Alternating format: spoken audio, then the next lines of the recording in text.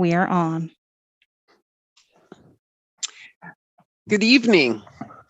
The meeting of the Committee on Accountability, Finance, and Personnel of the Board of School Directors will please come to order.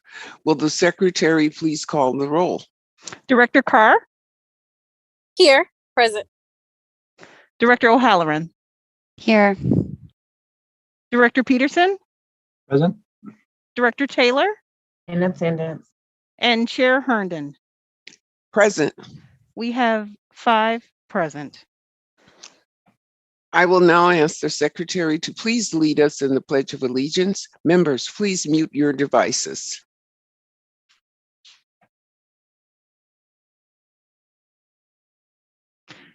I pledge allegiance to the flag of the United States of America and to the republic for which it stands, one nation, under God, indivisible, with liberty and justice for all.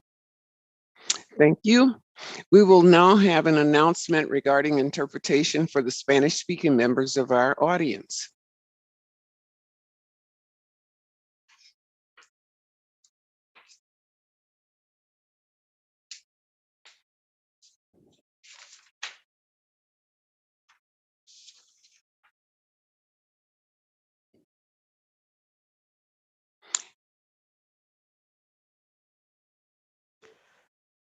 Okay, we are checking right now to see where our interpreter might be. Okay, thank you.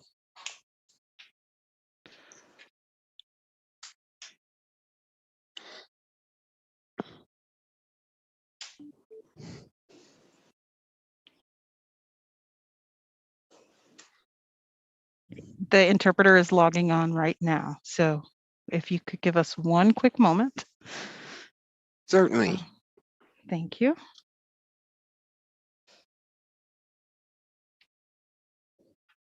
We are now at the point where we will have the announcement regarding Spanish interpretation.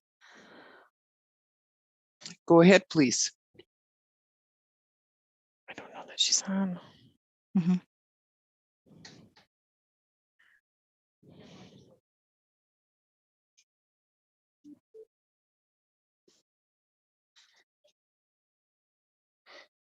Please begin the interpretation message.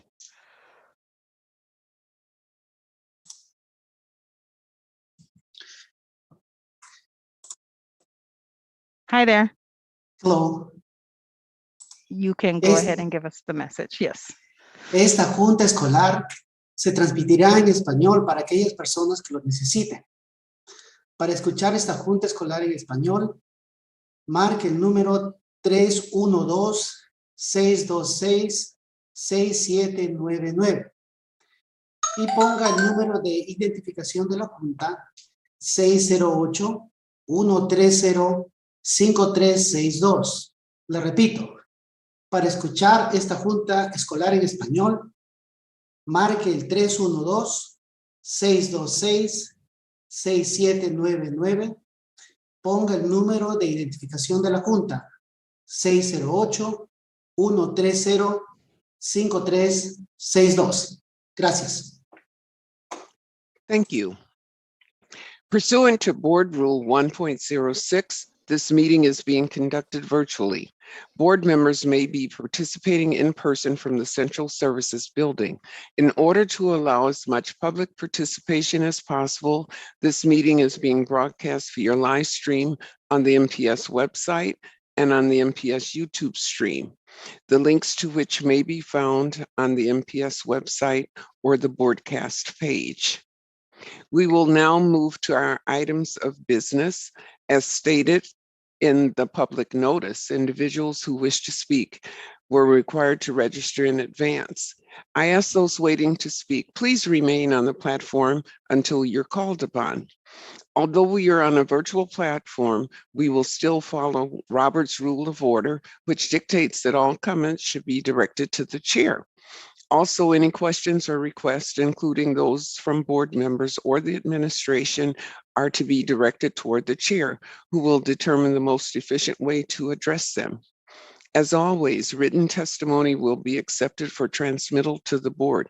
Written comments may be submitted to the board via the Office of Board Governance, P.O. Box 2181, Milwaukee, Wisconsin 53201-2181, or fax to 414-475-8071, or email it to governance@milwaukee.k12.wi.us. Finally, for our listening audience, if you wish to access this evening's agenda items and attachments online, you may do so by visiting the Meetings, Agendas, and Minutes page on the MPS website and choosing Online Agendas. Now let's begin. Madam Secretary, item 1, please. Item number 1 is action on monthly personnel matters, action on a classified personnel transactions, actions on certificated appointments, action on leaves of absence, the report on certificated resignations and classified retirements, and the affirmative action report. The administration recommends that the board approve the promotions, appointments, and leaves as listed in the attachments to this item to be effective upon board approval. Thank you. Will administration please present the item?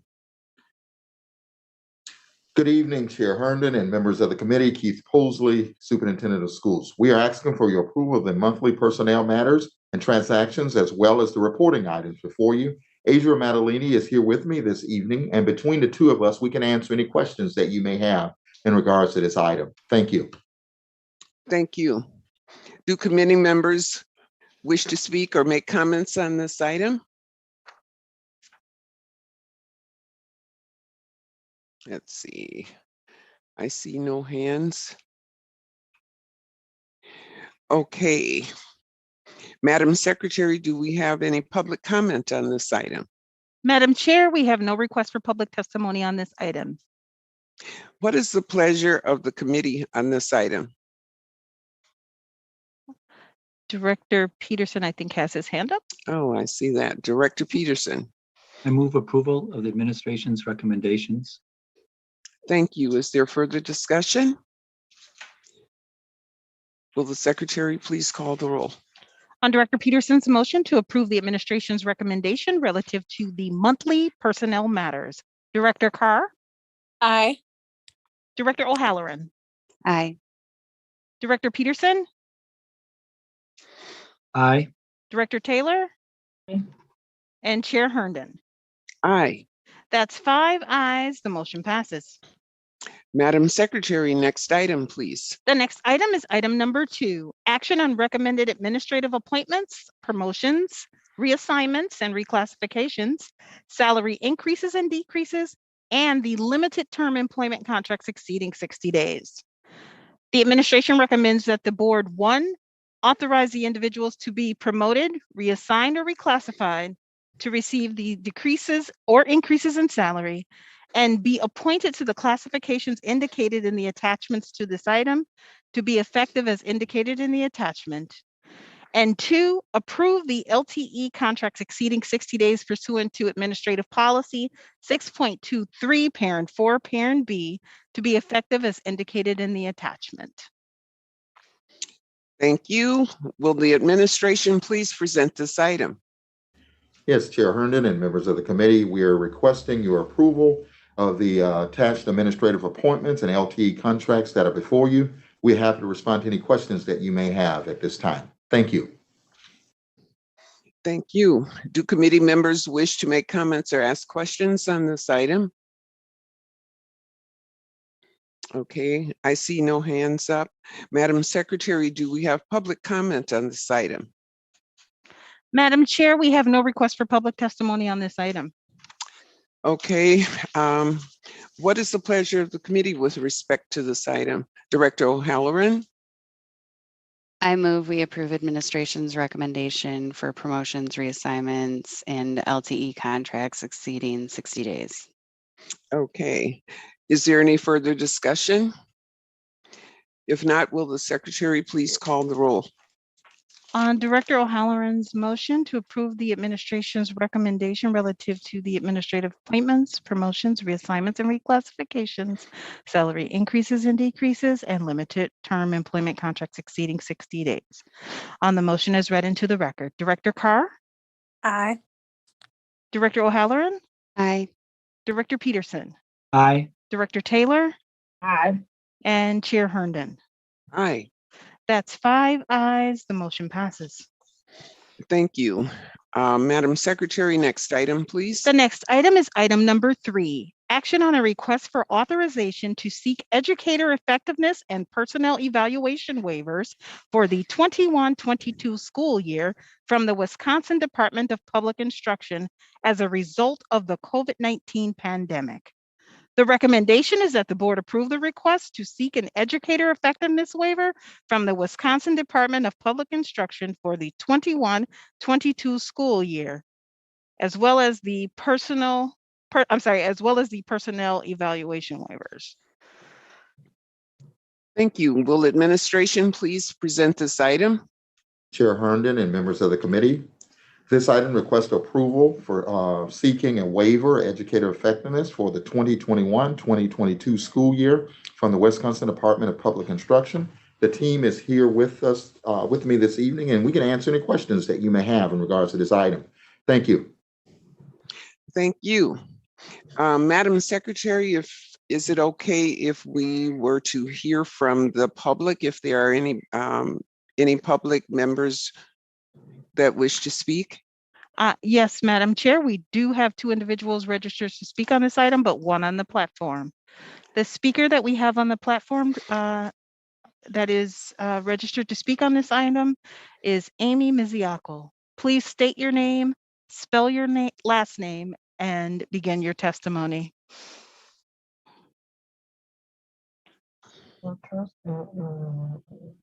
Hello. Amy Mizialko, Mizialko, Chair Thank Herndon you. and Superintendent Posley. My name is Amy Mizialko. I'm the president of the Milwaukee Teachers Education Association. I'm speaking this evening in support of the item authorization to seek educator effectiveness and personnel evaluation waivers for the 2021-2022 school year from the Wisconsin Department of Public Instruction as a result of the COVID-19 pandemic. The Wisconsin Department of Public Instruction is offering districts flexibility during the COVID-19 pandemic, and Milwaukee Public Schools should pursue the waiver for educator effectiveness for this school year. I know that many committee members and board members in general have received written testimony from teachers across the district. This is a no-brainer. And an opportunity for the board and administration to do something in the immediate that will remove something from teachers' plates.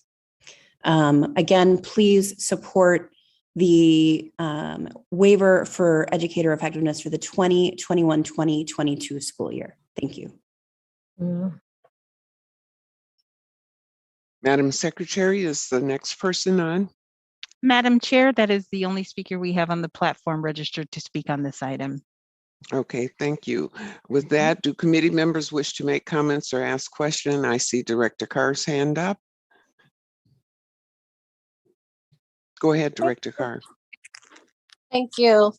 So with regards to this item, I guess I have a couple concerns. My first concern is if we waive evaluation of teacher performance, what are the alternatives to one, assess the needs and the capacities of our educators? So I'll start there and then I'll come back with the follow-up. Thank you. Administration, please. I can.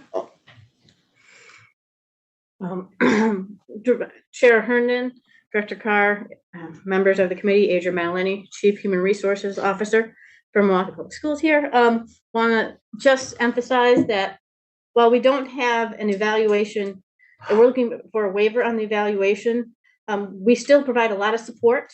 Mr. Anderson's team here provides a lot of support to teachers. We have district-wide mentors that provide supports, and we ensure that we have everything necessary to support our teachers. and our educators in the building to make sure their needs are met. And at the same time, have the process to identify those that are in need, that need some extra training and support in order to make sure they're successful. Thank you. Is there follow-up, Director Carr? Yes, so I appreciate and I understand supports, but I also know that there's a direct correlation between teacher evaluation and performance and student performance, student achievement. And so while I understand that the stresses are high and the stakes are high, and we have this fluctuating hybrid system that that seems to not be going anywhere, I guess my concern is in understanding that this won't be going anywhere, this virtual remote learning, how are we able to assess the needs and the capacities of educators in a virtual world? And I understand that, you know, correlating teacher evaluation to the student growth may not be equitable or fair right now, but there has to be other measures or evaluation tools or resources to evaluate how our teachers are performing during this remote learning, because that is important and it doesn't seem like it's going anywhere. And so I would love to see a plan from the district, not necessarily to assess in the way that the Danielson framework assesses as if things were normal or in a traditional setting, but perhaps assessing the needs in a virtual world. We're not waiving assessments for students. We're still testing them in different ways. And so our educators need that, and our school leaders need that in order, again, to determine the needs, the skills, the strengths, or the weaknesses of our teachers and plan from there or reallocate funding. So I'd love to see a plan of action from the district. If this goes through, what are we going to do to evaluate our teachers in a way that is equitable and that's going to provide additional support for them to develop their skills during this time? Because again, it's not going anywhere. Administration. Chair Herndon and members of the committee and Director Carr, thank you for your questions. One of the things that I will say is that, you know, with the educational, with the waiver from DPI for educator effectiveness, we have to also share what we're going to do and after, you know, get that out there. But I would just want to share with you that there's always ongoing evaluations with between the teacher and the principal. Principals can evaluate at any time, can conference at any time. There's walkthrough data. There is classroom visits and observations that's done on a daily basis. There's monitoring conferences. There is a number of different things that the building administrator will have in place to work with teachers to improve the quality of instruction. And the one reason we do, two reasons, you know, the textbook states that we conduct evaluations is to determine whether a non-tenured teacher receives tenure, and the big one is to improve the quality of instruction. And that's the one thing that we're working on a daily basis, is trying to improve the quality of instruction. We're looking at that from a number of different ways. Even in the virtual setting, principals can visit any classroom at any time from a virtual platform and go into classrooms anytime. The same thing if they're in person, they can walk into classrooms. The administrators are able to do that. None of that will change. And also to give feedback on a daily basis, none of that will change. So we will continue to do that. The one thing that this waiver would change is the formal written evaluation, and that is something that will be taken off of school leaders' plates as well as the teachers' plate. However, the same things that we are asking of the standards, the high standards that we have for teaching and learning will still remain in place. Thank you. Director Peterson and then Director O'Halloran. Thank you. I support the administration's proposal to ask for the waiver. I think a couple things. One is it's not only in the benefit of the teachers, but is also benefits the principals, because I know that in the process of doing these evaluations, it's very time consuming. And the principals right now and assistant principals have their hands full doing a variety of tasks. Today I met several who are working in the isolation rooms in their schools. And the other thing, so it's going to be relief at a time when there needs to be relief for both teachers and principals, given the conditions under which we're working. The other thing I'll say is this, is that in my experience teaching over the 3 decades is when in many schools, the principals are very familiar with the teachers who are doing a good job and not struggling. They're also aware of teachers who are struggling and need some help. And this, by actually doing the waiver, it will free up time for the principal to deal with the small group of teachers in a particular school who are struggling, and they can get more help in that way. It basically, I mean, I understand Director Carr's concerns. My perspective is that, as I said, this frees up the time so the principal can do all their jobs, their extra jobs under the pandemic, but also then, if necessary, focus their energies on the teachers who really need it, not those which everybody knows in the schools that are doing a great job. Director O'Halloran.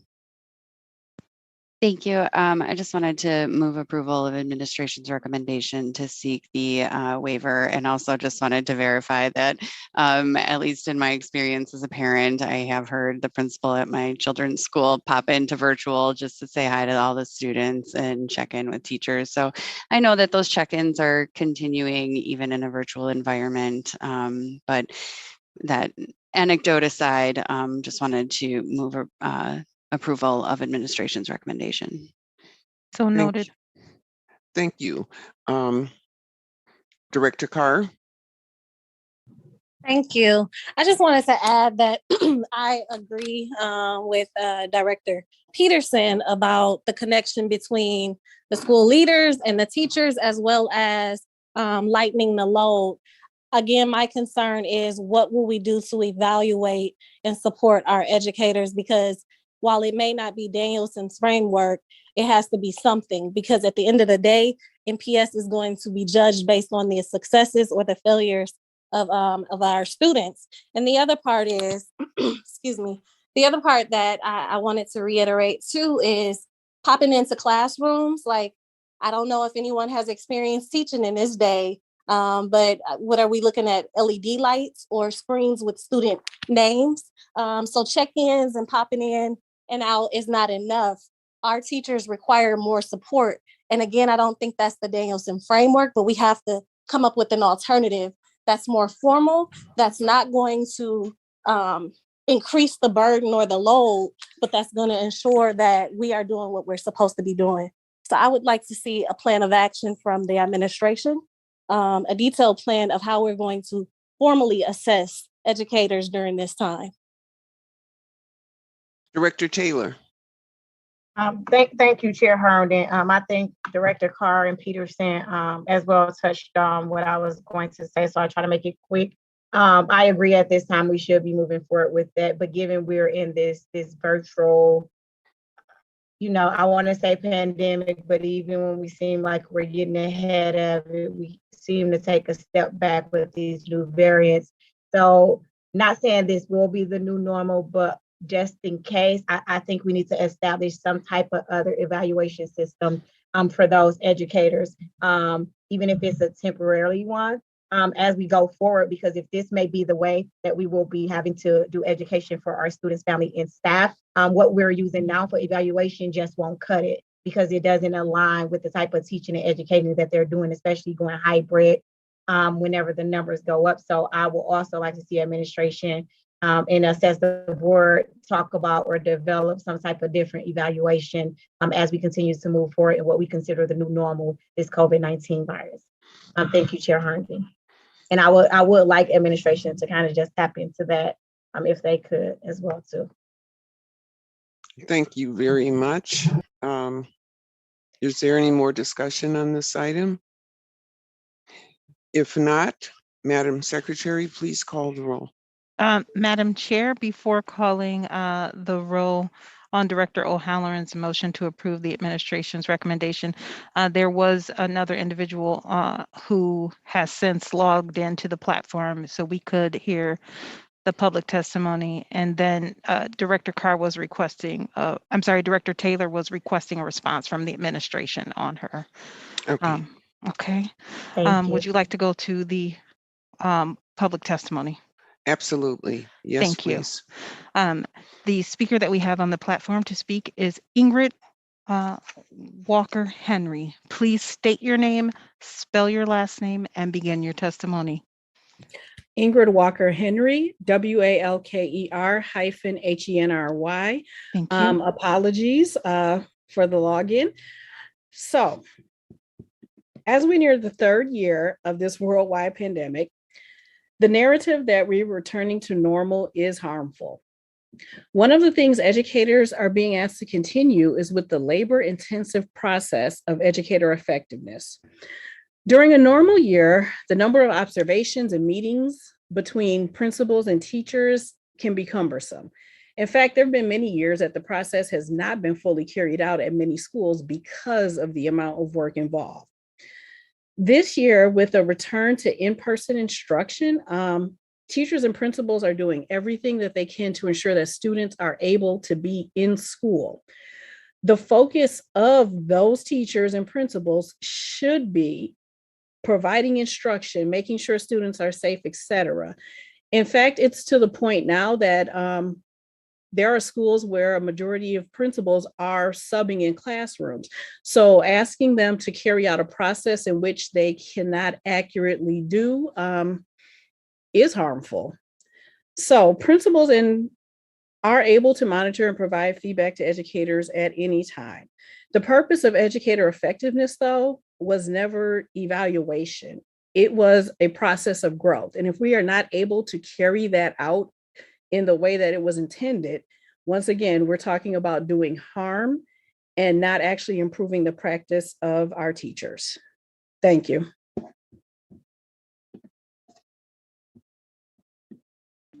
Thank you, Madam Chair. The item is back with the committee.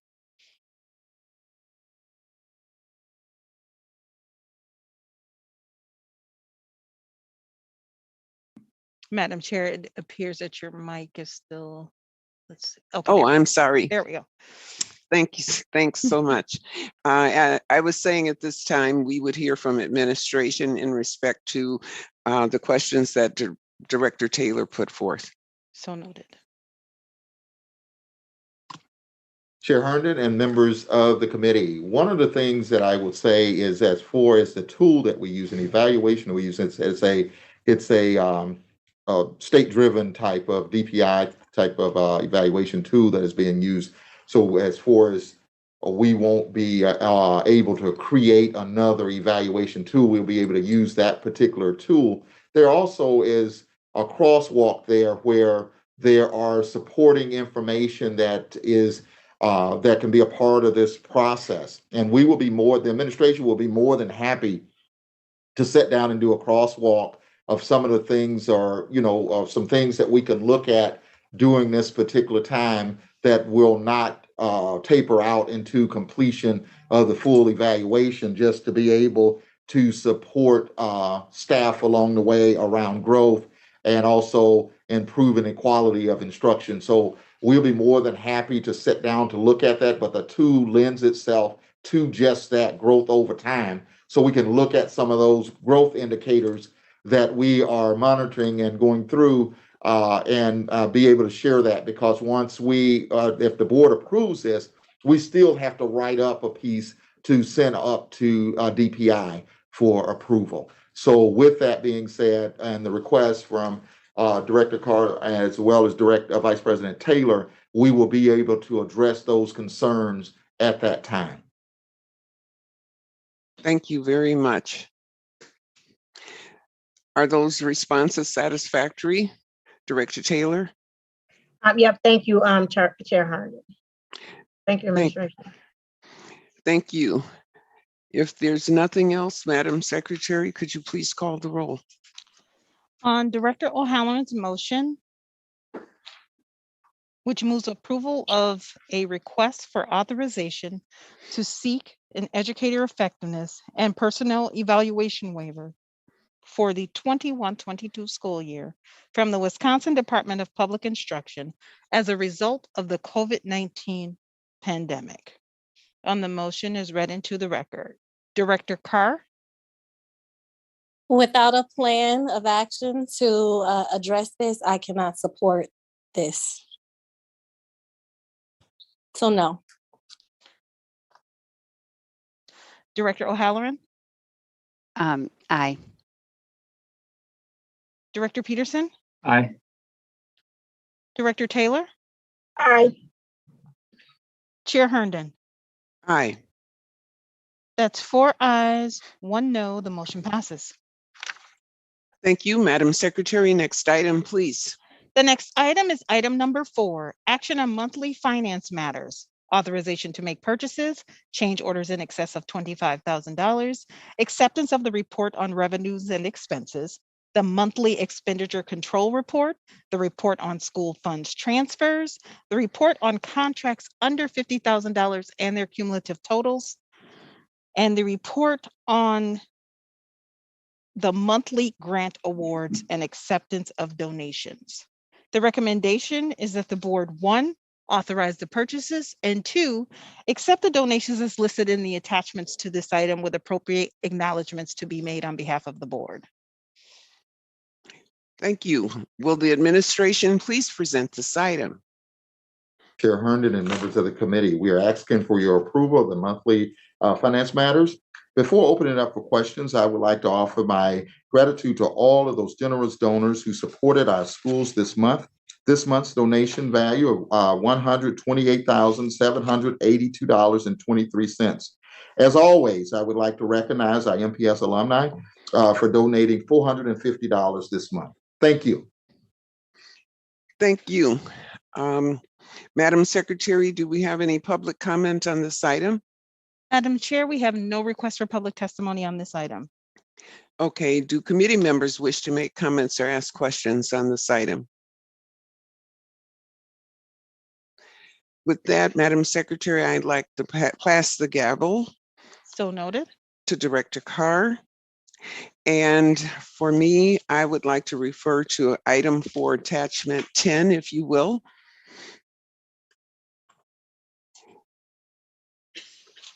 And with that attachment, Director Carr, Yes. the gavel has been passed to you. Director Herndon, would you like to be recognized? Yes, please. Okay. Director Herndon, I'm sorry. No problem. In my case with item, let's see, where did I have that? Item 4, attachment 10. And I simply want to commend administration on the expansion of technical trades. And if you will, would you please kind of identify what this item does for our students and what schools are impacted for it? Administration.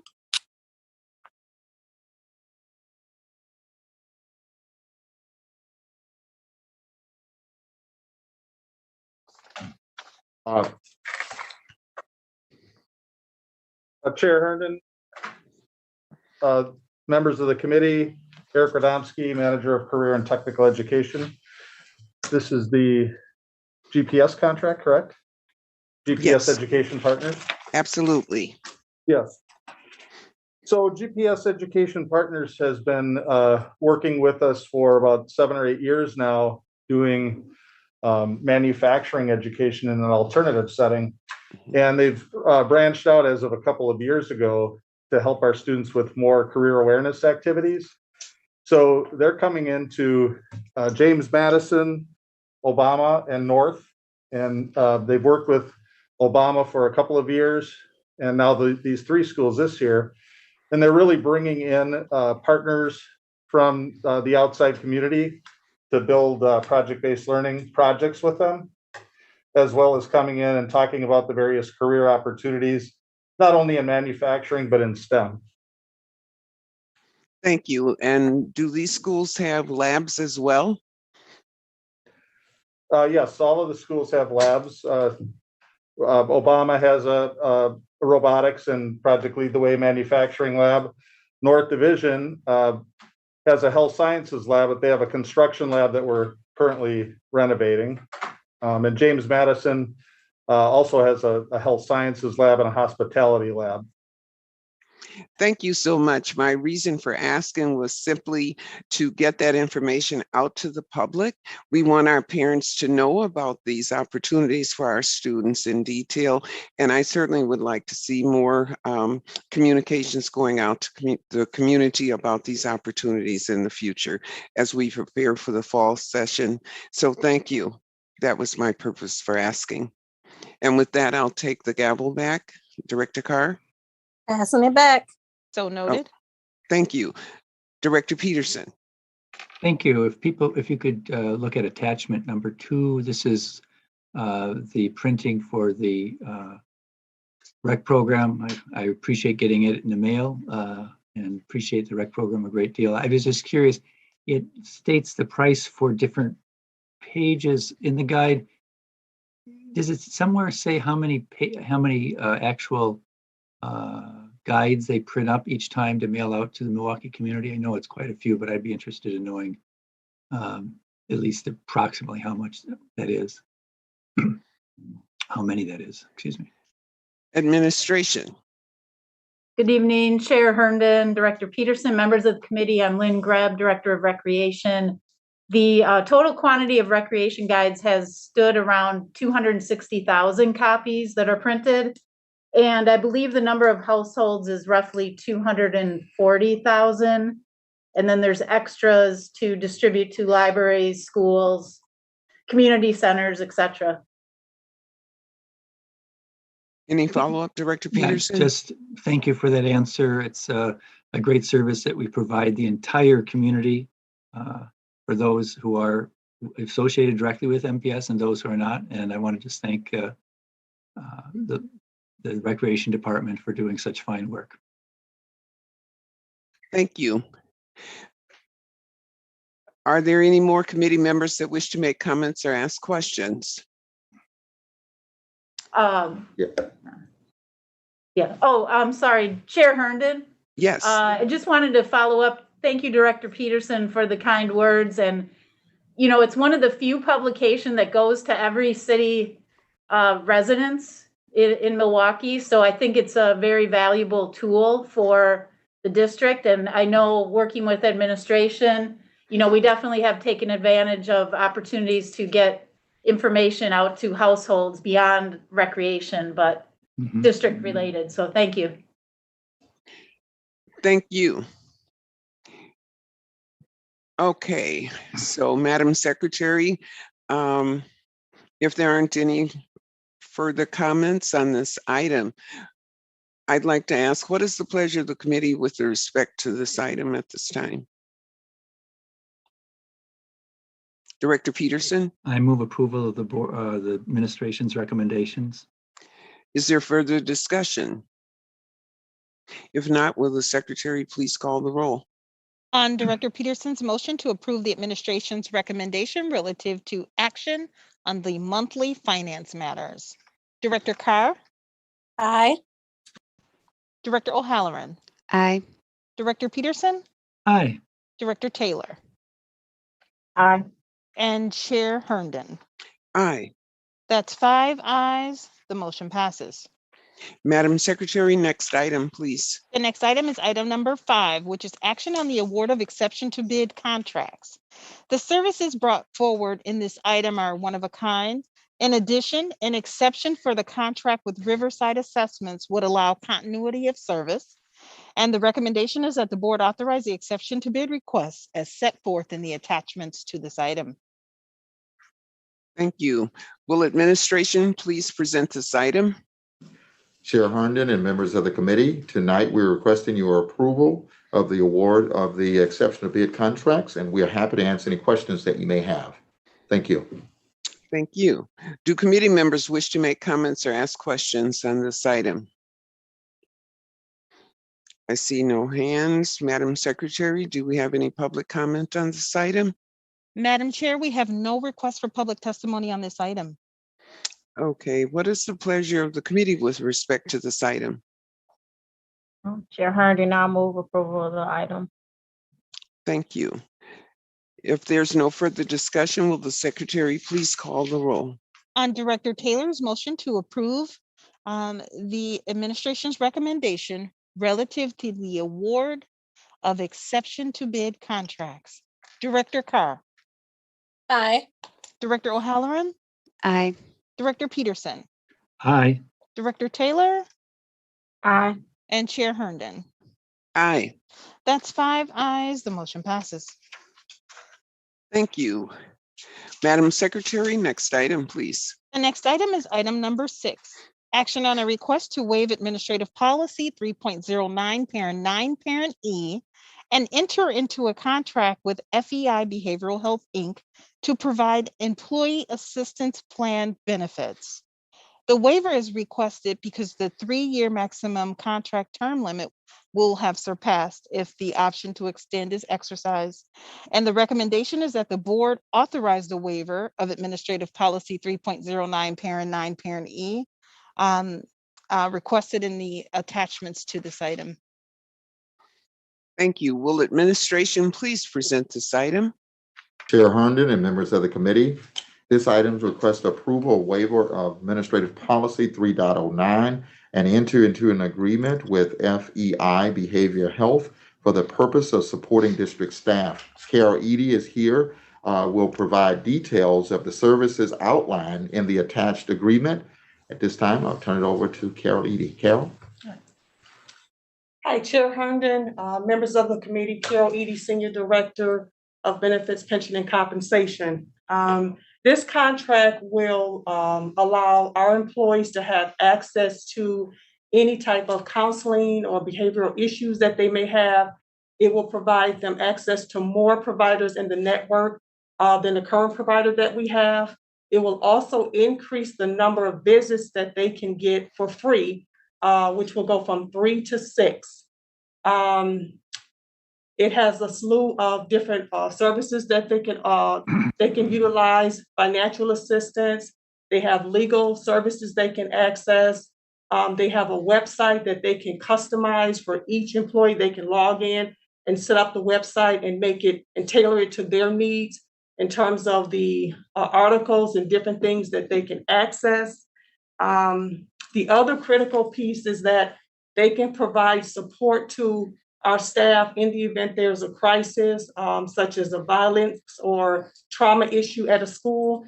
They will respond within 24 hours and provide that support to our staff at the schools or any MPS location. So those are kind of the high level things that FEI will provide. They have a website, like I said, that's can be tailored for each employee. They also have 24 hours, 7 days a week, 365 days counselors that are available for our employees to call and speak with to get any help that they may need. Thank you so much. Do committee members wish to make comments or ask questions on this item? Thank you very much. Madam Secretary, do we have public comment on this item? Madam Chair, we have no request for public testimony on this item. All right. What is the pleasure of the committee with respect to this? I'm sorry, Director O'Halloran. Thank you, Chair Herndon. I was just going to ask one quick question and then move approval of administration's recommendation. How do we notify people of these services? Like how, just to make sure that that they know that the services exist when they need them and that it's easily accessible? Thank you. Administration. Chair Herndon, Director O'Halloran, members of the committee, Carol Edie, Senior Director of Benefits, Pension, and Compensation. As part of the implementation plan, we will be sending out mass email communications to our staff. We'll be sending posters and flyers and brochures to the different locations. We'll have information on our NPS website. And then the plan is annually to do another push out to employees just to remind them, as well as supervisors and managers and principals can also refer employees to EAP. They'll have that information in the event they see a need there. Thank you so much. Director O'Halloran, is there any follow-up? No, thank you for that. And then with that, I would move approval of administration's recommendation. Thank you. Is there any further discussion? I'd simply like to say that I certainly hope that our staff members make use of these services, understanding the tough environment that they're working in at the present time and the workload. So by all means, so Madam Secretary, please call the roll. Under Director O'Halloran's motion to approve the administration's recommendation relative to a request to waive administrative policy 3.09, parent 9, parent E, and enter into a contract with FEI Behavioral Health, Inc. to provide EAP services. Director Carr? Aye. Director O'Halloran? Aye. Director Peterson? Aye. Director Taylor? Aye. And Chair Herndon. Aye. That's 5 ayes. The motion passes. Madam Secretary, next item, please. The next item is item number 7, which is action on the monthly facilities matters. The FMS Awards of Professional Services Contracts recommendation and the report with possible action regarding the air quality report. The recommendation is that the board approve the attached professional services contract and accept the attached air quality report. Thank you. Will administration please present this item? Herndon and members of the committee, we are asking for your approval of the facilities and maintenance contracts that are before you. Sean Kane is here with us and can respond to any questions that you may have in regards to these items, as well as he's going to provide the monthly air quality report. Sean? Okay. Thank you, Dr. Posley. Good evening, Chair Herndon, members of the committee. Sean Kane, Senior Director of Facilities and Maintenance Services. I'm going to go through with the air quality updates that we have. As mentioned in last month's report, Facilities and Maintenance is continually working with our 4 integrated project delivery contractors, IPD teams for short, that were approved in July. Our facilities team has been working with our contracted owners representative, Concord Group, and I asked them to provide me a summary of project activities during the second half of 2021 to share for my monthly air quality report. All the IPD teams, Facilities Maintenance, Concord Group have been meeting bi-weekly after a kickoff meeting discussing scopes and potential capital projects on the deferred maintenance list. Significant progress has been made after the IPD teams perform site investigations, reporting back to the group with findings, providing recommendations along with budget figures. During this process, long lead time items were discussed for materials such as water bottle filling stations. FMS took the initiative to procure up to 600 units with the state cooperative vendor, and we'll be expecting units to arrive later this month or early February. IPD contractors can start installing these units during the spring. Outdoor classrooms are starting to move forward, and IPD contractors have been contacting school leaders to finalize their designs. Facilities maintenance will be finalizing IPD scopes with the Concord Group to take the next steps in releasing contracts to complete the work. Furthermore, facilities is working with other department ESSER teams to create budget codes for projects and make sure we're reporting properly with DPI. A lot of work has been done in 2021, and our team looks forward with the expenditures tied to ESSER funds, mitigation efforts to stop the spread of COVID. That concludes my report at this point, and I'm happy to answer any questions. Thank you very much. Do committee members wish to make comments or ask questions? Okay, I see no hands up. Madam Secretary, do we have public comment on this item? I'm sorry, Director O'Halloran. Thank you, Chair Herndon. I just wanted to thank you for this, the detailed report on the project activities. I found it very informative, and it answers a lot of those questions that do come up. I know previously we had asked about like the bottle filling stations, and it's just nice to see it all in this narrative form.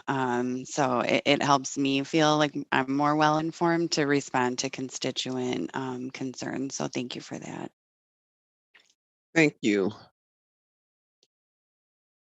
I see no more hands up. With that, Madam Secretary, do we have public comment on this Madam Chair, item? we have no request for public testimony on this item. Okay, what is the pleasure of the committee on this item?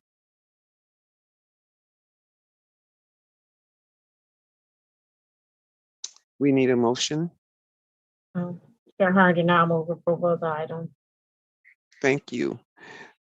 If there's no further discussion, will the secretary please call the roll? On Director Taylor's motion to approve the monthly facilities matters as recommended by the administration, Director Carr, Aye. Director O'Halloran, Aye. Director Peterson, Aye. Director Taylor, Aye. and Chair Herndon. Aye. That's 5 ayes. The motion passes. Okay, Madam Secretary, next item, please. The next item is item number 8, which is action on a request to approve the conservation easements between Milwaukee Public Schools, the City of Milwaukee, and the Milwaukee Metropolitan Sewage District. The recommendation is that the board approve the limited term conservation easements between MPS, the City of Milwaukee, in favor of the Milwaukee Metropolitan Sewage District. Okay, will administration please present this item? Chair Herndon and members of the committee, the item before you seek approval of conservation easement between the City of Milwaukee, the Milwaukee Metropolitan Sewage District, and the Milwaukee Public Schools to support the district's sustainability initiatives. Sean King is with me, and between the two of us, we can answer any questions that you may have in regards to this item. Thank you. Thank you. Do committee members wish to make comments on this item? I see no hands. Madam Secretary, do we have any public comment on this item? Madam Chair, we have no request for public testimony on this item. Okay, what is the pleasure of the committee for this item? Director O'Halloran. I move we approve administration's recommendation to approve the limited term conservation easements between MPS and the City of Milwaukee. Okay. Is there any further discussion by committee members? If not, Madam Secretary, please call the roll. On Director O'Halloran's motion to approve the administration's recommendation relative to a request for approval of the conservation easements between MPS, the City of Milwaukee, and Milwaukee Metropolitan Sewage District, Director Carr. Aye. Director O'Halloran, Aye. Director Peterson, Aye. Director Taylor, Aye. and Chair Herndon. Aye. That's 5 ayes. The motion passes. Thank you. Madam Secretary, next item, please. The next item is item number 9, which is a report with possible action on student fees. This is an informational item, and although it has been noticed for possible action, no action is required. Thank you. Will administration please present this item? Chair Herndon and members of the committee, the item before you is related to the attached resolution related to student fees. The resolution asks the administration to explore logistics and feasibility of waiving student fees. At this time, I will ask Renee Dudley to go through the details of what she have learned through this process, and after which we'll be more than happy to answer any questions that you may have. Renee? Thank you. Chair Herndon and members of the committee, my name is Renee Dudley. I'm the comptroller within the Office of Finance. The district has been reviewing options to waiving fees charged to students. Schools may determine fees through collaboration with principals, staff advisors, possibly parents and others. Therefore, key fees can and do vary from school to school. We surveyed each school and compiled the type of fee and the amount each school charges. Athletic fees by far are the most common fee and are fairly consistent between schools. They average about $20 to $25.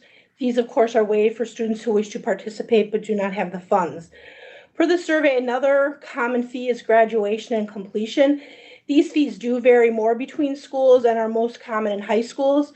So for example, a high school may have a senior fee that includes several activities such as a yearbook, diploma, yard sign, graduation program, cap and gown, and celebration. And many of the schools have annual traditions linked to these that are meaningful to their students and to their communities and wish to see them continued.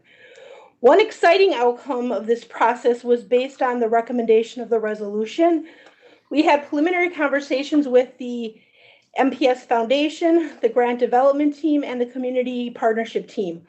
All three expressed the possibility of developing funding to help support the activities for which fees are charged. All three were also enthusiastic to be engaged in something like this, which will have a direct impact on students and schools and their daily activities. However, all three noted that these types of initiatives can take several years to develop, whether it's building alumni websites for fundraising or looking for grant applications, building business partnerships, things like that. So therefore, the district recommends adding the student fee to ESSER menu of options that's available to schools. This will provide us time for fundraising activities to be established by 2025. We're glad to take any questions. Thank you. Do committee members wish to ask questions at the present time? I see no hands up. Okay. Madam Secretary, is there public comment on this item? Oh, Director Taylor. Thank you. Thank you, Chair Herndon. And I just thank the administration for this report. You know, given we just talked about like waivers and things like that, I'm glad that we're also thinking about our families and our students during this time of need and some of these fees, which can be challenging for them to make, but also to make sure that they're good and whole and they still have access to these opportunities and resources within the district. So thank you for that. Okay. Are there any more committee comments at the time? Director Peterson.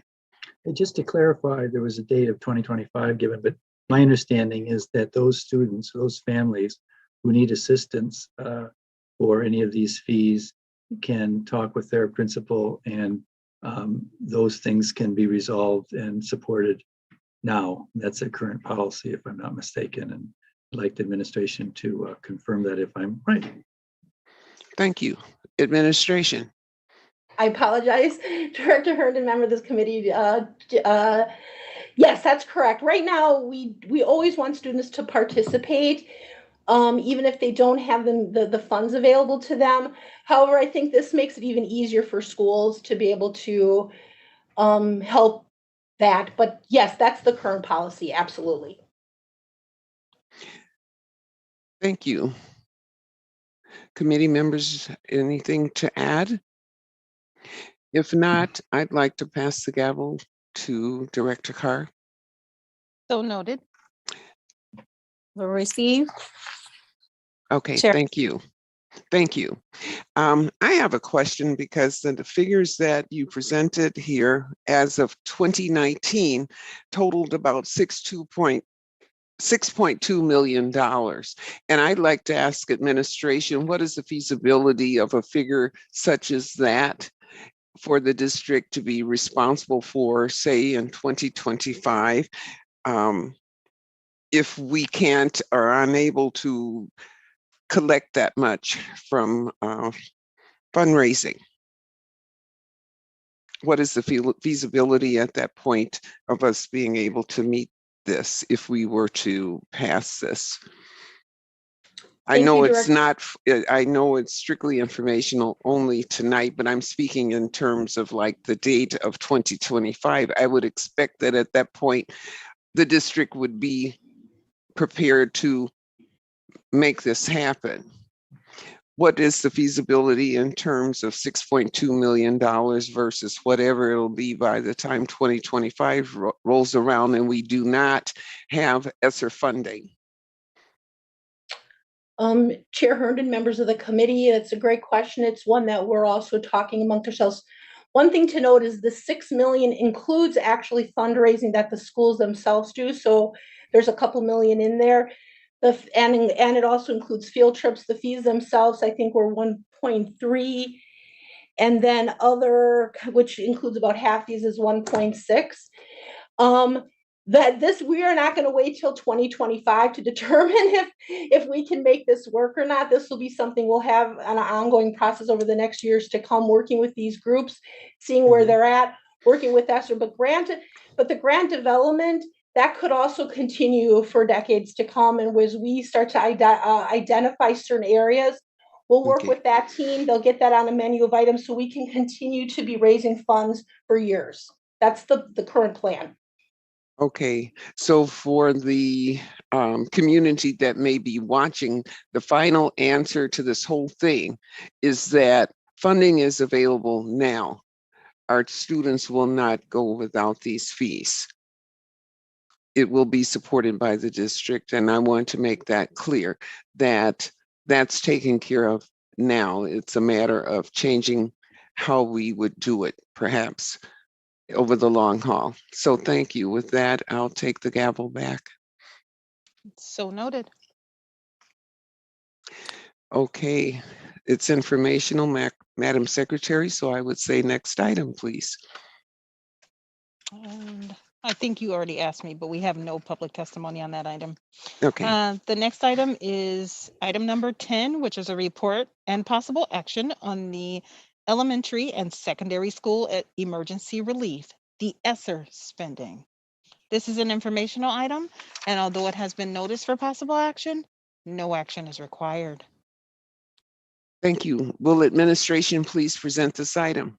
Yes, Chair Herndon and members of the committee, this report outlines an update related to ESSER spending as of October 31st. Additionally, the report includes the menu of services for the allocation of the $100,000 for each school. Shelley Perkins will walk us through the presentation, and then after which, between the two of us, we can answer any questions that you may have. Ms. Perkins. Thank you, Dr. Posley. Good evening, Chair Herndon and members of the committee. My name is Shelley Perkins, ESEA Compliance Manager.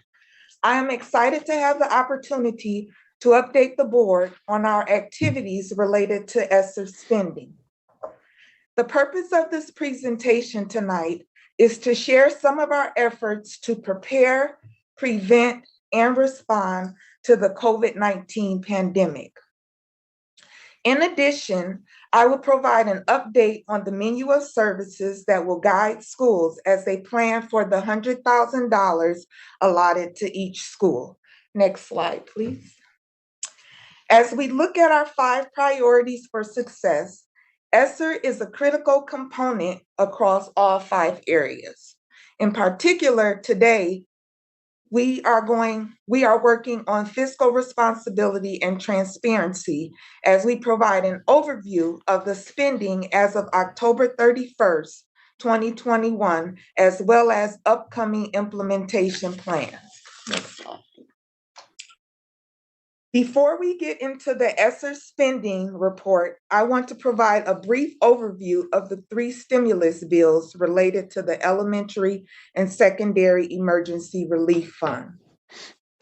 These funds provide emergency financial assistance to address the impact that COVID-19 has had and continues to have on elementary and secondary schools. ESSER 1, or the CARES Act, was the initial stimulus funding through which $41 million was allocated to Milwaukee Public Schools. ESSER 2, known as the Coronavirus Response and Relief Supplemental Appropriation Act, provided a second allocation of stimulus funding. In this round, $225 million were allocated to Milwaukee Public Schools. ESSER 2 was planned during the budget process.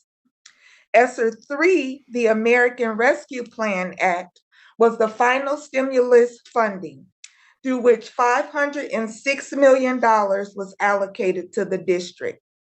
Of this, 20% must be reserved for mitigating learning loss. In preparing the budget NPS held many ESSER 3 sessions to receive input from students, families, and the community.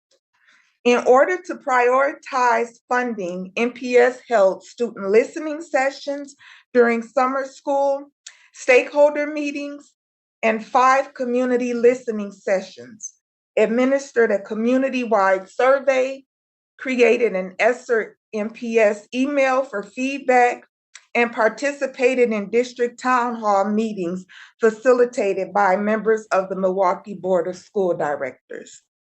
In addition, NPS communicated to stakeholders regarding the ESSER 3 budget planning through social media, the NPS website, text messages to families, emails, media releases, public notices, and board meetings. Next slide. As of October 31st, 2021, approximately $39 million of the $41 million allocated to the district has been spent under ESSER 1 funding. As a review, ESSER 1 funding was allocated at the beginning of the pandemic, and at that time, NPS shifted from face-to-face learning to virtual learning. Given that, the Title I budget aligned with the needs for that pivot, and NPS purchased a significant amount of technology for virtual learning. In addition, we focused on purchasing personal protective equipment, cleaning supplies, and addressed air quality issues to safely reopen schools. Next slide. ESSER 2 included 3 priority areas: accelerating learning, health and wellness, and facilities. You will see that 2 additional priority areas, technology and extracurricular engagement, were added when developing the ESSER 3 plan. Although ESSER 2 and 3 funding run concurrently, the ESSER 2 funding expires September 30th, 2023, while ESSER 3 has an extra year expiring September 2024. In order to spend efficiently, priorities expended in ESSER 3 may be reallocated to ESSER 2 to ensure that we fully spend the ESSER 2 allocated amount by the deadline. For example, once I get to slide 18, you will notice that much of the ESSER 3 funding was spent on technology. However, we may shift those expenditures to ESSER 2, even though it was not part of the ESSER 2 plan. In turn, we would shift some of the facilities projects then to ESSER 3. This would allow facilities to have more time to complete projects. Next slide. ESSER 2 provided a second round of stimulus funding. $225 million were allocated to the district. Under accelerating learning, both the science textbook adoption for grades K through 8 and high school and the reading adoption for grades K through 8 have been completed. Professional development on the textbook adoption and resources have taken place throughout the summer and the first semester. 150 professional development sessions have been offered with over 3,000 participants attending. Sessions were in reading, science, math, writing, planning for biliteracy, and advanced academics. We've also contracted with instruction partners for year-long support with curriculum implementation across content areas and for specific support with the reading and science adoption. Next slide. Prior to ESSER 2, personal finance classes were offered at 3 schools. ESSER 2 funding has allowed us to expand to 10 additional schools for spring of 2022. The 10 schools are Banner Prep, Bayview, Bradley Tech, McDowell, Marshall, MHSA, North Division, Project Stay, Vincent Accelerated Academy, and WCLL. There were 278 students that participated in the personal finance classes in the fall semester. Also, the Barber and Cosmetology Lab at Obama SCTE is set to begin on January 25th and will be taught by a MATC instructor for college credit. In addition, we have invested in our art and physical education programs with over $60,000 in art supplies and equipment, over $165,000 in art technology such as smartboards and laptops, and over $45,000 in physical education equipment. Next slide. To move forward in investing in early childhood programs, a subscription to Lexia was purchased. Lexia is a personalized reading program that was part of a pilot study last year at 10 MPS schools: Our, Clark, Highmount, Hopkins, Lloyd, Jackson, Keith, La Follette, Metcalf, Sherman, and Westside. This was funded through the MPS Foundation. The program targets skill gaps as they emerge, extends learning for students who are advanced, and accelerates the development of literacy skills. Furthermore, this program provides student-specific resources for individual and small group literacy instruction. Although the implementation of this program was short, the results were positive. With only 3 months of programming, 84% of students were completing materials at or above grade level in May 2021, compared to 69.8% in March 2021. Therefore, we invested $108,000 in ESSER funds to get licenses for the highest need schools to implement the program this year. We have also invested in world language programs, which includes a subscription to an online portfolio called Mango Languages.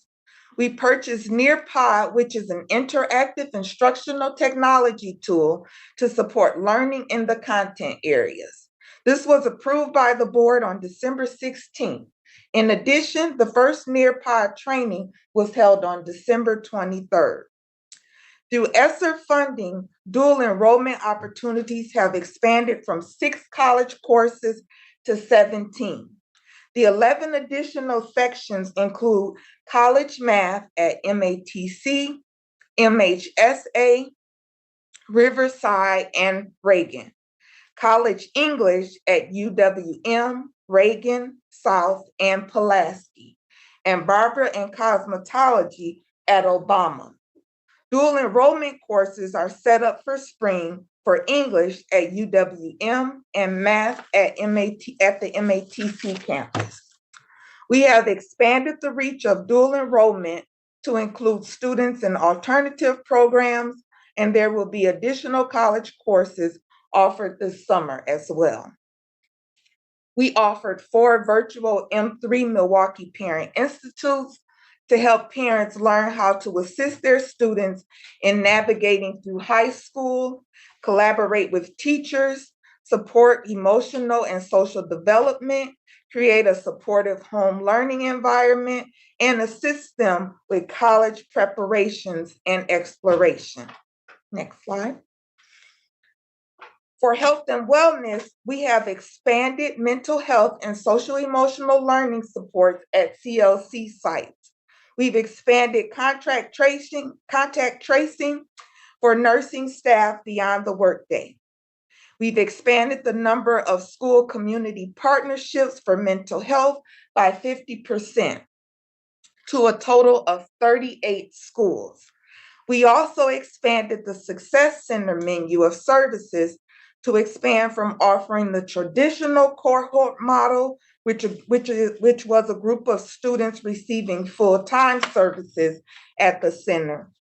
The Success Center now also works part-time with students work with students in the schools of origin, and is starting trauma groups for high school students to participate in. We've expanded the rope course with more elements, and we're planning for a building to accommodate more students at once. Next slide. We plan trauma PD for evidence-based tier 2 school interventions for school psychologists and social workers. We also hired additional restorative practices, coaches, social workers, and school counselors. In addition, we began restorative practice professional development, hired a coordinator and planning assistants for BLMA department, and launched the Gender, Identity, and Inclusion Department, as well as hired a director for that department. Next slide. As it relates to facilities, all MPS buildings are beginning assessment for air quality. $2 million in replacement filters have been purchased. Facilities have started working with contractors regarding building modifications. Deferred maintenance projects related to our boilers and air handling units have also been planned. Next slide. Approximately 10 million of the ESSER 2 allocations have been spent as of October 31st, 2021.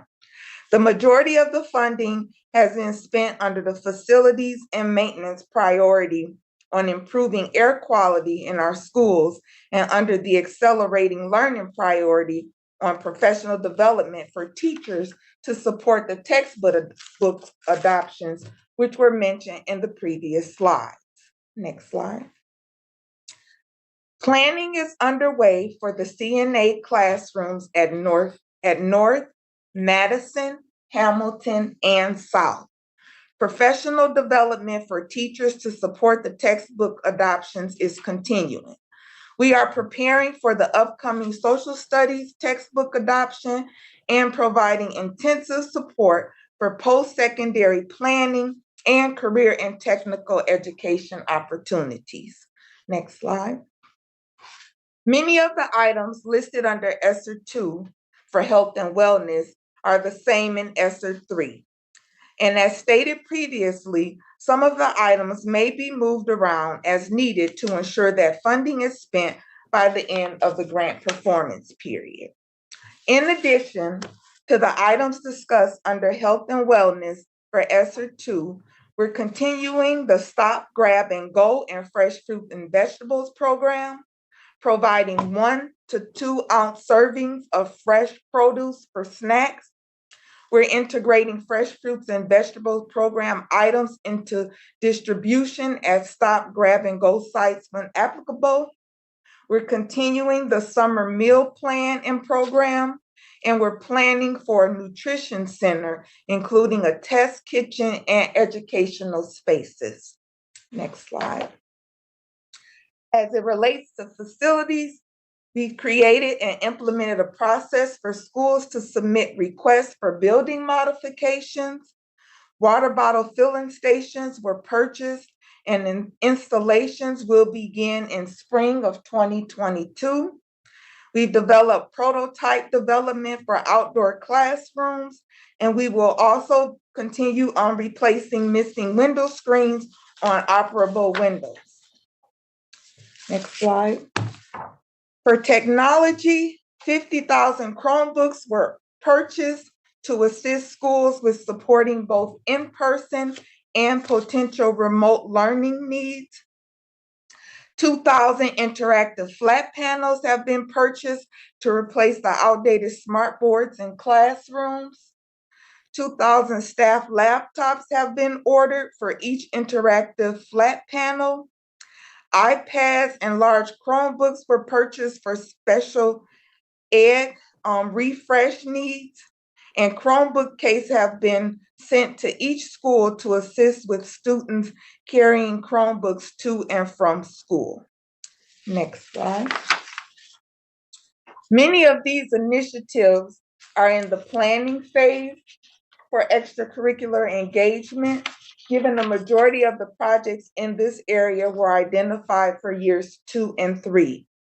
In addition to planning, we've also issued an RFP for interior and exterior upgrades to athletic facilities, and we are meeting with high schools in February and March to develop a scope for all of the identified athletic facility upgrade projects. We're currently working with the Office of Extended Learning to coordinate after-school services and resource allocation. And we're identifying organizations, services, and activities that schools can utilize for the mini grant spending. Next slide. An RFP is just being released for the evaluation of ESSER. The RFP will allow us to identify evaluators that could be used for ESSER or other grant projects. As of October 31st, 2021, just over $9 million has been expended under ESSER 3 funding. The majority of the funding was used to purchase technology equipment to support student learning. The ESSER 3 budget was recently approved by the board on October 14th, 2021. Next slide. In addition to all the activities taking place and all of the accomplishments mentioned, we also developed the ESSER 3 menu of services to guide students in determining how they will spend the $100,000 that was allocated to each school. The menu of services was developed with input from the MTEA and various school leaders. As school leaders develop the plan for spending the $100,000 allocation, guidelines require they consult with staff, students, and families on services selected. The school principal will submit a school governance council signature page with the budget to verify that families had the opportunity to provide input. An agenda and sign-in sheet of all meetings that took place with the staff, students, and families to develop the budget will be submitted as well. Thank you again for the opportunity to share this information.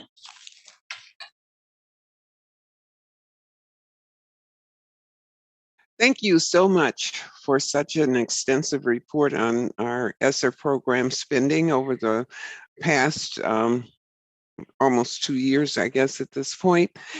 Now, does the committee members wish to make comments at this time? I'll get my screen back up here. You do have Director O'Halloran in the queue. Director O'Halloran.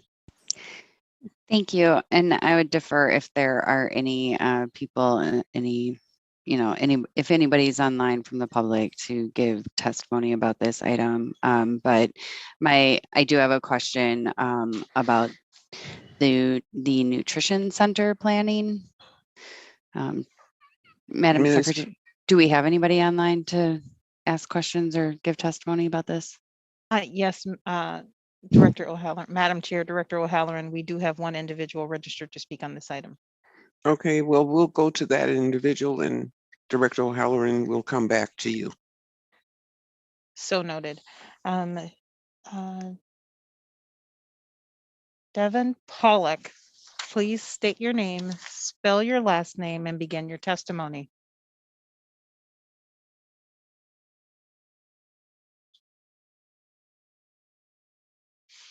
Okay, it looks as if the speaker's using a different version of Zoom, so there may be a need to update.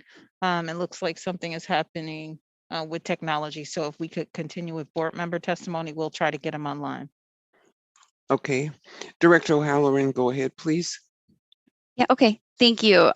For the nutrition center planning, because that is always nutrition and comments relative to food come up frequently. I was wondering what the timeline looks like about that planning and when we can expect that to come online and have those educational opportunities available to our students or whomever would be interested in availing themselves of that process.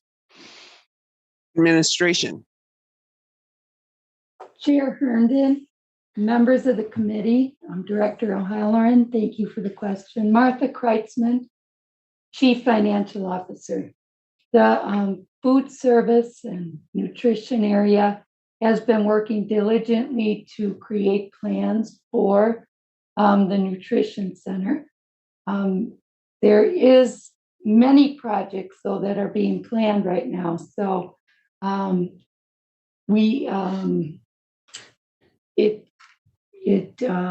have a timeline yet to provide for you, but they are moving forward with such plans as they have more staff. They're turning a lot of their kitchens back to production kitchens because they've been doing a lot of the packing of meals to give out to the schools. And they're also have they're planning on posting for the position for the chef, which they plan on using that position to help them with the production kitchen schools and making sure those meals are top notch for students right now. So those are some of the steps they're taking at this point. Thank you. Any follow-up, Director O'Halloran? I'll hold my comments. It seems like the speakers on the platform maybe. Okay, Madam Secretary, is the speaker on the platform at this time? Yes. Okay. So we can now take the public testimony of Mr. Pollack. Please state your name, spell your last name, and begin your testimony. Hi, my name is Devin Pawlak, Pawlak. Thank you. Chair Herndon, members of the committee. If there is anything the last few weeks have demonstrated, it is the incredible staffing crisis our district and those across the country are experiencing. Every day, our teachers are asked to be everything for everyone 100% of the time. They must at once teach their own classes, act as public health officials, cover responsibilities for sick coworkers, manage mental health, all on top of the unending burdens we already place on teachers' backs. The funding this committee is considering today was authorized by Congress as an emergency relief fund. No emergency is greater than our staffing shortage. Not only is retaining staff members during this time critical to keeping our schools open in the short term, but attracting and maintaining excellent staff is the single most important factor to student success, with a Stanford study concluding that teachers in the 85th percentile of qualification can improve student outcomes by over 10% in just 1 year of instruction. Congress has given us the funds we need to address this crisis, both in the short and the long term. And while there are some wonderful programs that administration has shown are being enacted today, we cannot do them without the staff required. Let's give our teachers retention bonuses to ensure they stay on the job and stay in the district. Let's hire retired teachers to fill emergency gaps in staffing, appealing to the state to waive pension laws. Let us launch a recruitment campaign to hire substitutes from college students, the unemployed, and the greater community. Let's give our safety officers hazard pay for working the most difficult shifts in the height of Omicron. Let us establish relationships with local universities and our very own students to encourage them towards the teaching profession. Chair Herndon, how will this committee and MPS administration use the emergency funding to alleviate our staffing emergency? It is certainly within our power to do so. Across several surveys, both administrators and teachers agree that the single greatest weapon we have to attract and retain qualified teachers is exactly what we have the ability to enact today: better teacher pay. This funding is a once-in-a-generation opportunity to improve our schools and benefit our students. Let's not squander it on anything less than what our teachers and students need. Thank you, and I'd like to bring attention to the fact that the reason I was not able to join is because I'm using a school Chromebook, so if it could be noted that there would be a way to update Zoom on those profiles. Thank you. Thank you so much. With that, I'll go to Director Taylor. Thank you, Chair Herndon. I got a few questions and the rest I'll probably send over to administration. When we think about also when Director Heller was talking about the nutrition, I felt like we maybe skimmed the top of that question, but what are we doing and what's the timeline? I do believe she asked, I wanted to ask as well too. I know we put into funding for nutrition and other nutritional options for our students, our babies. Another thing is about the $100,000. It was brought up last month that we would receive some type of list of what actually that $100,000 can cover in the schools at the school level. And so that money will not also be associated with the capital funding money. So I know I asked that question. I'm still waiting on that. I think that should be something that the whole board should be able to receive too, as well at the school level. Talked to a couple of my schools and they were aware that they were getting $100,000, but not much detail on exactly what it can be used for. So just to reiterate those two questions, was the timeline for the nutrition, and then the $100,000, the details of what exactly that can be used for at the school level, and letting those school level officials know that they do have that funding.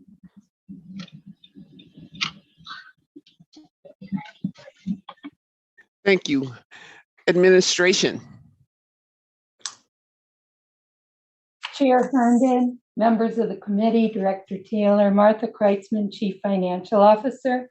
As far as the menu of services that is part of this item tonight, one of the attachments is the menu. And we're kind of thinking of it as a list of allowable activities so that as schools develop their budget for the $100,000, they know these items are kind of pre-approved. And if they have some other item that they'd like to add, they can add that, but we're going to look at it, make sure it's not a duplication, and make sure it's an allowable activity. There is facilities as part of this choice on their menu. However, schools submitted to facilities their request for funding of the facilities that's part of ESSER. And we made sure that anything on this menu are not items that would be part of the other facilities funding. So these items would be more ways that schools can dress up their school to look a little nicer, maybe fresh coat of paint, some of the lighter facility type work. And then as far as the nutrition center, that is really important to us, and we do want to get going on that, and we will update the board as we know more about a timeline.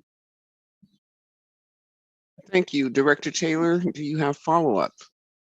Thank you. Yeah, thank you, Chair Herndon. I'll follow up with the rest of the questions or follow up to administration. I want to also ask you for permission to leave to attend other board business at the state level. So can I be excused for the remainder of the meeting? Thank you.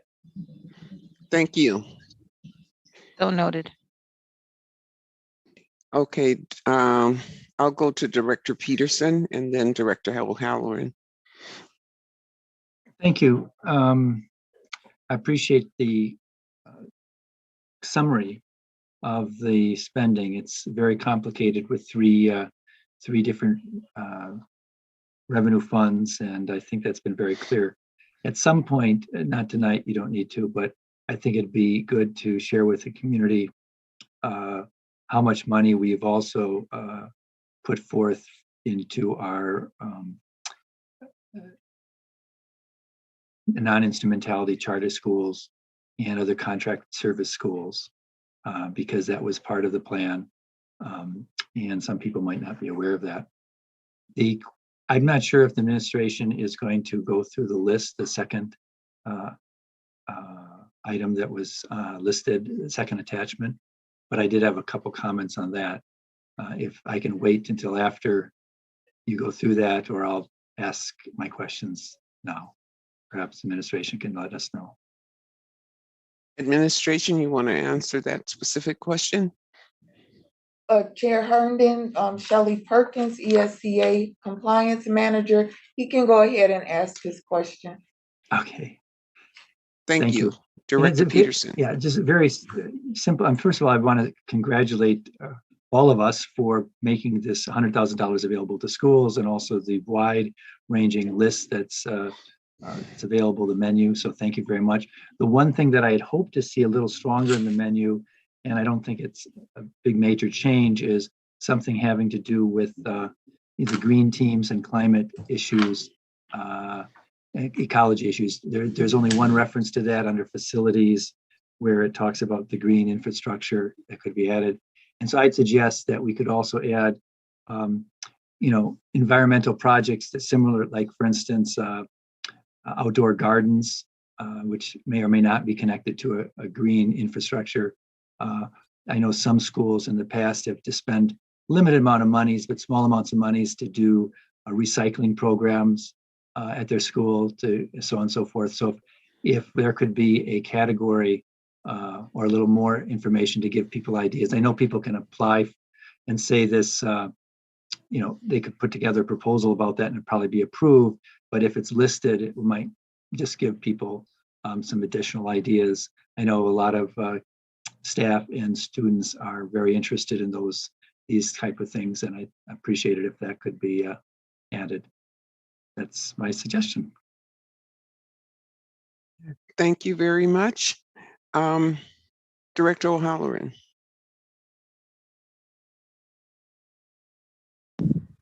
Oh, okay, thank you, Chair Herndon. I wanted to just piggyback off of the question that we heard or the testimony that we heard in regards to retention bonuses. I had brought that up before, and I know that we did just recently approve like the $250. Is that, does administration have any plans to consider any other bonuses this year? Or I wasn't sure how that would fit within the plans that were already approved. Just wanted to hear any response from administration on this item. Administration. Chair Herndon and members of the committee, first of all, I want to take a step back and answer a question that President Peterson asked. If you look on page 5, it gives a breakdown of outdoor learning spaces and landscaping, have some green infrastructure that can be completed, improvements on playgrounds and play fields. So that is there, but we can make it a little more robust if need be, but those items are there. And now to address the question at hand from Director O'Halloran. The administration is open to whichever direction we need to travel, but some of these dollars we are having issues around, can these dollars be used for bonuses and those kinds of things. So we're just trying to make sure that we are able to justify the spending of each of these dollars. And so that is something that I will ask Martha Kreisman to weigh in on. Martha? Chair Herndon, members of the committee, Martha Kreitzman, Chief Financial Officer. When we did the bonus back in December, we did that out of our board funds. We were not allowed to do that out of our ESSER funds. As far as attracting staff or retaining staff, we'd have to look into whether that's allowable through ESSER funds. And I do believe during the amendment process that was part of the process that we were going to look into helping remove blocks for people to come to our school district if they had to pay anything out from their own school district. Thank you very much. Are there any more questions? If not, I'd like to pass the gavel to Director Peterson. So noted. Thank you. I have a couple of questions. Number one would be related to the nutrition report. And I understood you to indicate that there was some structural kitchen work done. My question is, were there any kitchens that had been closed? As I found out several years ago, there were many kitchens in the district that had been basically dismantled over the years. And I know there was some discussion of the need to restore that in order to help improve the nutrition services that we provide the students, because one of the very large complaints was that the food that's prepared in the central kitchens in a manner to be transported to other schools, in which case the menus tend to vary from school to school. So I'd like an answer on that, if any kitchen restructuring or restoration is part of this. The other question I have is not necessarily a question, it's informational, and that's on the distribution of Chromebooks and the number of Chromebooks that we've provided to our student body in the district. And I had asked for this information on short notice because I don't remember administration ever presenting this total, which I always felt was extremely important. And that was the absolute total number of Chromebooks that we've provided to our students since the beginning, which was March of 2020. And I want to thank them for giving me this total, which includes funding from ESSER 1, ESSER 2, and ESSER 3. The public needs to understand and know that the district has gone over and over and over again overboard to make sure that none of our students lack the equipment they needed for virtual learning. To that end, total number, grand total up to this point, 82,494 Chromebooks were purchased for our students. That is a tremendous expenditure of funds, of ESSER funds for sure, and also shows the district's interest in making sure our students had the equipment that they need to operate and study and be educated virtually. So I really wanted the public to know that figure. At this point, in total, the district has purchased 82,494 Chromebooks. That is amazing work. And I want to thank the district administrators that have worked so diligently to make sure that this equipment was distributed. On the flip side, though, close to 3,000 Chromebooks were lost in some way, shape, or form. And I would ask the public to make sure that your children take care of these Chromebooks, because the cost is immense and the need is great. And we don't know when COVID is gonna go away from society worldwide. And we're doing our best. And buying repeat Chromebooks with a figure like what we're showing that we've done to this point is above and beyond. So please take care of the technology equipment, and kudos to administration for doing that. Thank you, Director Herndon. Administration, could you comment on the questions around the kitchens for her and any other comments you have about the Chromebooks? Chair Herndon, members of the committee, Chair Peterson, members of the committee, Martha Kreitzman, Chief Financial Officer. As far as the kitchens, we are not dismantling any kitchens at the schools. In fact, we want to get to a place where we have more production kitchens, not less. And we are surveying and making sure that kitchens have the equipment they need. And we're going to have them on a schedule so that the equipment gets replenished as needed, because we'll be able to tell as it gets replenished how long that equipment should last, so that kitchens would be on a schedule. And we also want to make sure that our staff at the schools are well trained to provide the food in the best way for the students. And we are working on that regularly. Any update, Director Herndon? Yes, my question was specifically for the schools whose kitchens were dismantled years ago, whenever it happened. Were those going to be restored at all? Administration. Chair Peterson, Director Herndon, members of the committee, we are working to ensure that more schools are production kitchens. So as we do that, that may be a step that has to take place. We also are in a place right now where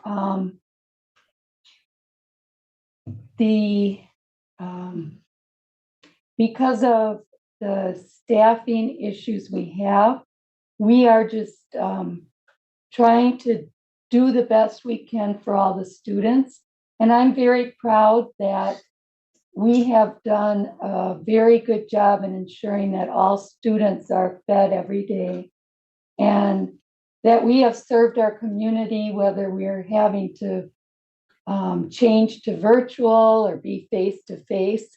And in the midst of that, we're also trying to make plans to improve, but also know that this cost the district more money last year than normally nutrition would.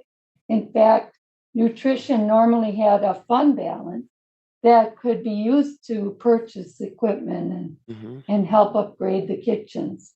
However, because of providing all the stop, grab, and go last year, not providing as many meals, and so not having as much revenue come in, but still paying all the staff, we spent down the fund balance.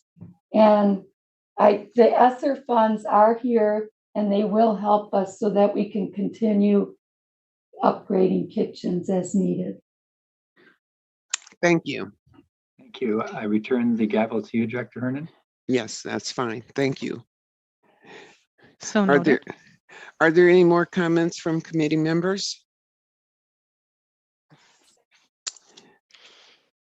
Okay, then.